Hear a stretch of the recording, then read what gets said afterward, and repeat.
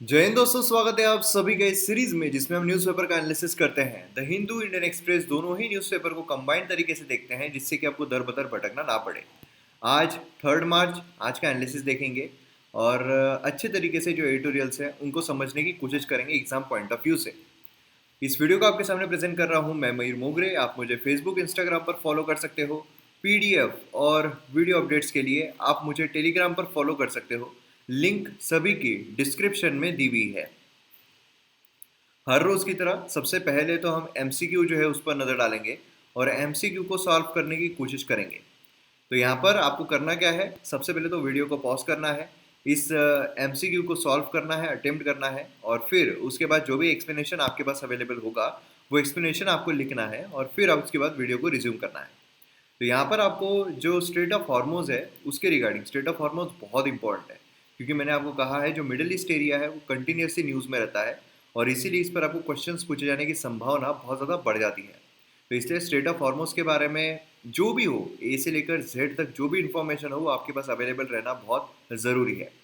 तो यहाँ पर सबसे पहला स्टेटमेंट जो निकल कर आ रहा है वो ये है कि ये ईरान को अरेबियन पेनिनसुला से सेपरेट करता है। दूसरा स्टेटमेंट है कि ये पर्शियन गल्फ को गल्फ ऑफ ओमान से लिंक करता है। और तीसरा है कि ओनली सी पैसेज प्रोवाइड करता है पर्शियन गल्फ से अरेबियन सी की तरफ। तो इसमें अगर हम देखते हैं तो पहला जो स्टेटमेंट है ये बिल्कुल सही है। दूसरा अगर हम देखते हैं तो ये भी बिल्कुल सही है, थर्ड भी बिल्कुल सही है। मतलब इसका जवाब जो है वो हमें 1 2 3 देखने को मिलता है। तो यहाँ पर आप देख सकते हो स्ट्रेट ऑफ हॉर्मोज। देखिए, जो भी ज्योग्राफी की जो भी जगहें हैं उनको अगर आप मैप के थ्रू देखोगे तो आपको अच्छे तरीके से याद रहेगी। अगर आप थियोरेटिकल बेसिस पर देखोगे तो फिर मतलब नहीं है। यहाँ पर अगर आप देखोगे स्ट्रेट ऑफ हॉर्मोज जो है स्ट्रेट है between Persian gulf and gulf of Oman. यहाँ पर गल्फ ऑफ ओमान है, यहाँ पर हमें पर्शियन गल्फ जो है वो देखने को मिलता है। और इसके बीच में हमें ये वाला जो स्ट्रेट है, स्ट्रेट मतलब क्या होता है, देखिए दो लैंड मासेस है। ठीक है, यहाँ पर ये लैंड मास है और यहाँ पर ये लैंड मास है। इसके बीच में से अगर कोई वाटर का पैसेज निकल रहा है जो बाहर जाकर बड़े कोई इसको कवर कर रहा है तो फिर उसको हम जो स्ट्रेट है वो कहते हैं। ठीक है, अब यहाँ पर ये जो है ये एक छोटा सा पैसेज जो है वो निकल रहा है, यहाँ पर एक लैंड मास है, यहाँ पर एक लैंड मास है। इसको हम कहते हैं स्ट्रेट ऑफ हॉर्मोज। ये पर्शियन गल्फ है, ये गल्फ ऑफ ओमान है, इसको यहाँ पर हम कनेक्ट करते हैं। देन उसके बाद ये ईरान को अरेबियन पेनिनसुला से सेपरेट करता है। यहाँ पर आप देख सकते हो यह है ईरान और इसका काफ़ी आंकड़ा जो है वो अजीब सा ही नज़र आता है। तो इन दोनों के बीच में यहाँ पर ये सेपरेट करता है और ये ओनली पैसेज है from Persian Gulf to the Arabian Sea. Persian Gulf से अगर हमें बाहर निकलना है अरेबियन सी की तरफ, यहाँ पर हमें अरेबियन सी देखने को मिलता है। तो कहीं और से निकल सकते हैं कि यहाँ से या फिर यहाँ से नहीं, यहीं से सिर्फ जा सकते हैं, है ना। तो ये अगर हम निकलते हैं यहाँ पर हमें अरेबियन सी देखने को मिलता है, यहाँ से निकलते हैं तो ये स्ट्रेट ऑफ हॉर्मोज जो है यहीं से गुजरना पड़ेगा। ये हमें यहाँ पर देखने को मिलता है। तो इस तरीके से आपको सारी चीज़ें पता रहना ज़रूरी है। अगर हम यहाँ पर इंडियन एक्सप्रेस की बात करते हैं तो यहाँ पर आप देख सकते हो इंडियन एक्सप्रेस का एक्सप्लेन सेक्शन है। यहाँ पर एडिटोरियल पेज जो है वो हमें देखने को मिलता है, यहाँ पर आइडियाज पेज देखने को मिलता है। और एक्सप्लेन सेक्शन अगर हम देखते हैं तो आज एक्सप्लेन सेक्शन में जाने लायक कुछ भी नहीं है।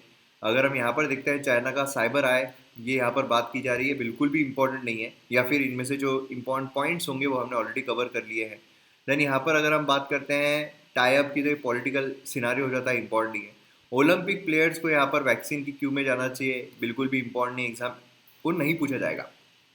अगर हम बात करते हैं एडिटोरियल पेज की, यहाँ पर नॉलेज एंड डिप्लोमेसी जो है ये हमें देखने को मिलता है। नॉलेज एंड डिप्लोमेसी अगर आप देखोगे इसमें भी जानने लायक ऐसा कुछ नहीं है कि एग्जाम परस्पेक्टिव से हमें बहुत ही ज़बरदस्त मसाला जो है वो मिल गया है, ऐसा यहाँ पर नहीं है। इसमें से जो पॉइंट्स है वो हमने ऑलरेडी देखे हुए हैं। देन उसके बाद यहाँ पर अगर हम बात करते हैं डाइवर्सिटी गैप, तो ये एक नया टॉपिक ही है। यहाँ पर बेसिकली अगर आप देखोगे तो जो ऑस्ट्रेलियन इंडियन ओरिजिन के लोग हैं उनके बारे में बात की जा रही है, उनको जो लेजिस्लेचर है उसमें उनका पार्टिसिपेशन उसके बारे में बात की जा रही है। तो ऐसे क्वेश्चंस आपको अक्सर जीएस पेपर 2 बोलिए उसमें पूछे जाते हैं, या फिर कभी कभार जीएस पेपर 3 जो है उसमें भी आपको क्वेश्चन जो है वो आ सकता है। तो इसीलिए ये वाला इंपॉर्टेंट है, इसको हम डिटेल में देखेंगे। देन उसके बाद यहाँ पर सिटीजन्स बजट, यहाँ पर जो बजट है वो चल रहा है। देन उसके बाद अलग अलग जो राज्य है वो यहाँ पर बजट निकाल रहे हैं, जो लोकल बॉडीज़ होती हैं उनके लिए बजट्स निकलते हैं। तो ये सब बजट जो है उसके बारे में यहाँ पर जो चर्चा है वो हो रही है। अगर हम जीएस पेपर 2 पर्सपेक्टिव से देखते हैं तो सिर्फ इम्पॉर्टेंट है कि बजट जो है वो कैसे होता है, कौन से सत्र में होता है, उसके पहले इकोनॉमिक सर्वे आता है, बजट बेसिकली होता क्या है, तो बजट के वीडियो में हमने ऑलरेडी कवर किया हुआ है। कॉस्ट ऑफ फेस ऑफ, यहाँ पर जो चाइना इंडिया फेस ऑफ है उसके बारे में बात की जा रही है, डिटेल में हमने बहुत सारी बार देखा हुआ है तो इसको भी नहीं देखेंगे। यहाँ पर एक्सट्रेडिशन विंडिकेशन जो है उसके बारे में बात की जा रही है। यहाँ पर देखिए इंपॉर्टेंट चीज़ है एक्सट्रेडिशन के बारे में, जो एक्सट्रेडिशन लॉ इंडिया में अवेलेबल है उसके बारे में यहाँ पर हमें पता रहना बहुत ज़रूरी है। तो इस एडिटोरियल के थ्रू हम इस चीज़ को समझने की कोशिश करेंगे, ठीक है। और द हिंदू अगर हम देखते हैं तो द हिंदू में आज एक भी एडिटोरियल एग्जाम पर्सपेक्टिव से इम्पोर्टेंट नहीं है। अब क्यों इम्पोर्टेंट नहीं है? क्योंकि देखिए उसमें द हिंदू में जो भी एडिटोरियल्स आए हुए हैं वो या तो हमने ऑलरेडी कवर किए हुए हैं या तो वो बिल्कुल भी इम्पोर्टेंट नहीं है। जैसे कि हमने इंडियन इकोनॉमी जो है, एक हमें छोटा एडिटोरियल देखने को मिलता है इंडियन इकोनॉमी के बारे में, जो रिबाउंड हुई है, मतलब -0.24 -2 मतलब 23 हमें देखने को मिल रहे थे ना इकोनॉमी, वो वहाँ पर हो रही थी। देन उसके बाद -7 जो है परसेंट, वो हमें इकोनॉमी जो है वो देखने को मिल रही थी, -7% हो गई थी, है ना। तो ये यहाँ पर ऐसी इकोनॉमी देखने को मिल रही थी, मतलब -24 देन -7, उसके बाद सीधी यहाँ पर प्लस में हमें जो जीडीपी है वो हमें देखने को मिली, क्वार्टरली जीडीपी ग्रोथ जो होती है वो प्लस में देखने को मिली। तो इस तरीके से जो रिबाउंड है वो देखने को मिला है, उसके बारे में यहाँ पर बात कीजिए, जो हमने ऑलरेडी कवर किया हुआ है ना। टेक्निकल रिसेशन से हम बाहर निकल गए हैं, ऐसा हमने वो कवर किया था। देन उसके बाद यहाँ पर बिडेन जो है उसकी ईरान डील जो है वो भी मैंने कल ही कवर किया था उसके बारे में। उसी के साथ साथ हमें यहाँ पर स्प्रिंग सीज फायर जो है उसके बारे में बात देखने को मिल रही है, मतलब वहाँ पर जो चाइना के वहाँ पर जो चीज़ें हो रही है उसके बारे में वो हमने ऑलरेडी कवर किया हुआ है। तो इस तरीके से जो भी है वो या तो हमने कवर किया हुआ है या तो इम्पोर्टेंट एग्जाम पर्सपेक्टिव ऐसे ही हो रहा है। तो अगर आज के इसमें अगर हम बात करें न्यूज़पेपर में से भी न्यूज़ देखकर, तो ये तीन जो चीज़ें हैं, एक तो ये डाइवर्सिटी गैप जो एक एडिटोरियल हम यहाँ पर देखेंगे, देन यहाँ पर एक्सट्रेडिशन इसके लॉज जो है वो हम एडिटोरियल के थ्रू समझेंगे, देन यहाँ पर एक न्यूज़ आर्टिकल है हिमालयन सेरोज के बारे में, इंडियन एक्सप्रेस में आई हुई है और द हिंदू में भी आई हुई है, तो ये वाला हम कवर करने वाले हैं। अब शुरू करने से पहले MM एकेडमी ऐप अगर आपने डाउनलोड नहीं किया है तो जल्द से जल्द कीजिए। यहाँ पर मेरे द्वारा बहुत सारे कोर्सेज लाए जा रहे हैं। इंडियन पॉलिटी कम्प्लीटली अवेलेबल है, India year book completely available है, एंशिएंट हिस्ट्री कम्प्लीटली अवेलेबल है, ज्योग्राफी, इवन यहाँ पर MPPSC जो है उसका भी कोर्स अब खत्म होने पर आ गया है। तो अगर आप MPPSC की तैयारी कर रहे हो तो ये सब के साथ साथ MPPSC का जो स्टैटिक जीके है वो भी वहाँ पर अच्छे तरीके से कवर किया गया है, तो काफ़ी बेनिफिशियल है। ऐसे ही अदर स्टेट PSC जो है उसके भी कोर्सेज जो है वो जल्दी ही आने वाले हैं, और उसी के साथ साथ मॉडर्न हिस्ट्री जो है वो भी अवेलेबल है। तो बहुत सारे कोर्सेज आपको देखने को GS 1 2 3 4 मज़ा आ जाएगा आपको, लोएस्ट प्राइजेस में है, और इसलिए डाउनलोड जो है वो ज़रूर कीजिए। और अगर आप जो इंडिविजुअल कोर्स है उसके लिए ऑप्ट करना चाहते हो कि अगर आपको इंडियन पॉलिटी जो है इंडिविजुअल कोर्स चाहिए, जैसे कि यहाँ पर अगर हम बात करते हैं MM एकेडमी ऐप की, तो MM एकेडमी ऐप में ऑल इन वन सब्सक्रिप्शन है, मतलब एक बार अगर आप सब्सक्रिप्शन लेते हो तो मतलब आप जितने भी कोर्सेज हैं सभी कोर्सेज को एंजॉय कर सकते हो, है ना, एक ही बार में। और अगर हम बात करते हैं MM एजुकेशन, ये एक अपना दूसरा ऐप है MM एजुकेशन, इसमें इंडिविजुअल कोर्स जो है वो आपको देखने को मिलता है, मतलब आपको इन केस अगर सिर्फ इंडियन पॉलिटी का कोर्स चाहिए तो आप यहाँ से इंडियन पॉलिटी का कोर्स जो है वो परचेज कर सकते हो, है ना, लोएस्ट प्राइजेस में। और उसी के साथ साथ यहाँ पर डिस्काउंट जो है वो भी यहाँ पर चल रहा है, ह्यूज डिस्काउंट है। इसमें आपको कूपन कोड जो है वो इस्तेमाल करना है top 100, ठीक है, top 100 ये कूपन कोड का इस्तेमाल करना है। इससे जो top 100 एस्पिरेंट्स है उनको फ्लैट 1000 ऑफ जो है डिस्काउंट जो है वो मिल रहा है, इसलिए जल्द से जल्द डाउनलोड कीजिए और वीडियोस को एंजॉय कीजिए। काफ़ी ऑप्शंस है आपके पास, वैरायटी ऑफ ऑप्शन। आइए यहाँ पर हम बात करते हैं Australians of Indian origin are yet to make substantial inroad into Australian legislative institutions. यहाँ पर जो ऑस्ट्रेलिया का लेजिस्लेटिव इंस्टीट्यूशन है, जैसे हमारे यहाँ पर हम पार्लियामेंट बोलते हैं, तो यहाँ पर ऑस्ट्रेलिया में जो लेजिस्लेटिव इंस्टीट्यूशंस है वहाँ पर ऑस्ट्रेलियंस जो इंडियन ओरिजिन के हैं वो अभी तक अच्छा जो रोड मैप है वो क्रिएट नहीं कर पाए हैं, जहाँ पर अच्छे खासे जो ऑस्ट्रेलियन हैं इंडियन ओरिजिन के वो जा पाए, वो लॉ मेकिंग में हिस्सा ले पाए, वहाँ पर इम्पैक्ट डाल पाए। तो इसके पीछे के रीजंस क्या है और क्या चेंजेस किए जाने चाहिए, तो ये हम यहाँ पर बात करने वाले हैं। ये अगर हम देखते हैं तो हमारे GS पेपर 2 पर्सपेक्टिव से बहुत ज़्यादा इंपॉर्टेंट है, सीधा आपको इस पर क्वेश्चन जो है वो पूछा जा सकता है मेंस में।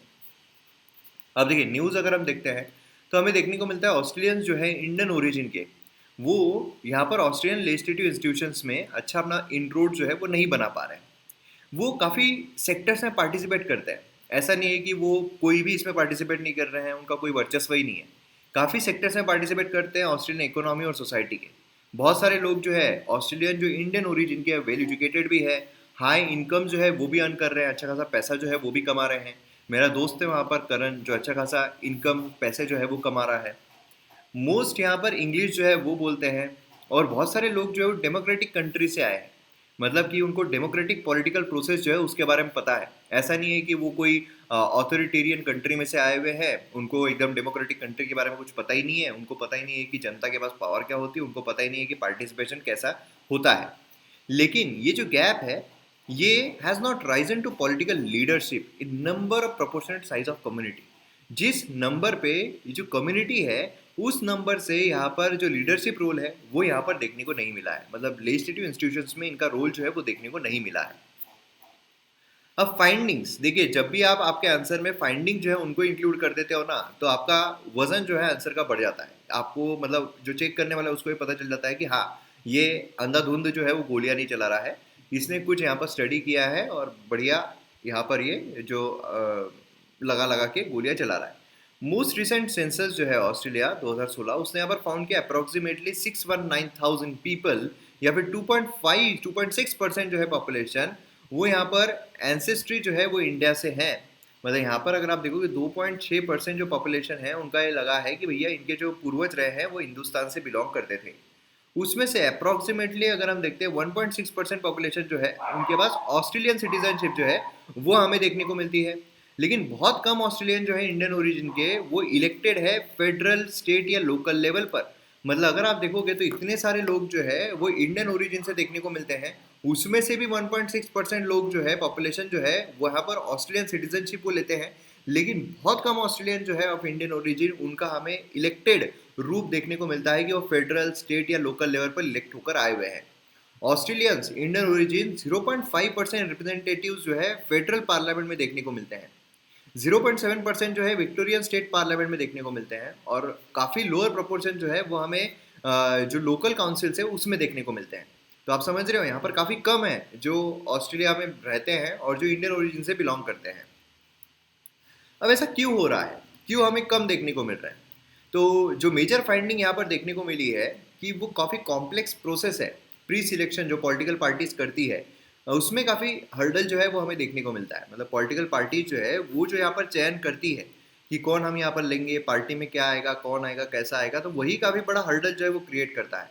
मतलब यहाँ पर एक परसेप्शन जो है वो बना हुआ है कि जो कैंडिडेट है, जो भी कैंडिडेट है, मतलब एक समझ लो एक कोई पर्टिकुलर कैंडिडेट है और ये दूसरा जो कैंडिडेट है ये यहाँ पर इंडियन ओरिजिन का है, ठीक है। ये इंसान जो है ये ऑस्ट्रेलिया की इकोनॉमी में समझ लो कि अगर 2% अपना योगदान दे रहा है, ये व्यक्ति जो है ये अगर वहाँ पर 1% अपना योगदान दे रहा है, लेकिन फिर भी चयन इसका किया जाएगा।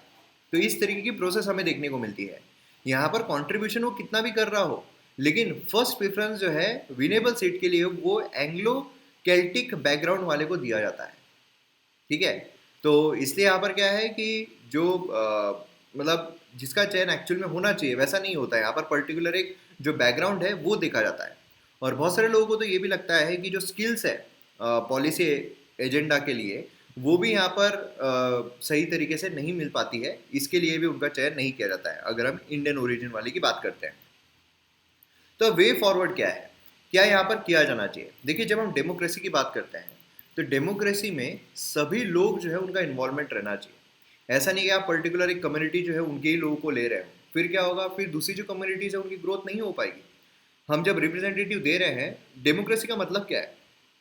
डेमोक्रेसी का मतलब ये है कि हर कोई अपना अपना रिप्रेजेंटेटिव वहां पर दे रहा है, क्योंकि खुद वहां पर वो पार्टिसिपेट नहीं कर सकता है।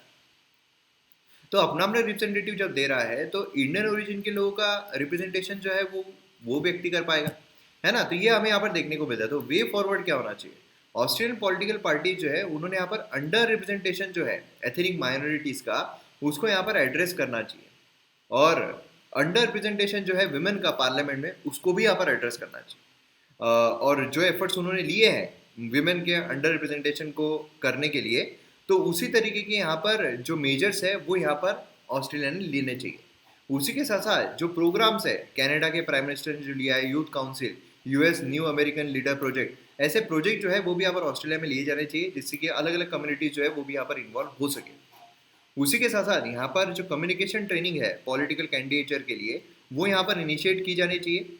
मतलब जिससे क्या होगा, जिससे यहाँ पर जो माइनॉरिटी ग्रुप है वो भी यहाँ पर इन्वॉल्व हो सकती है।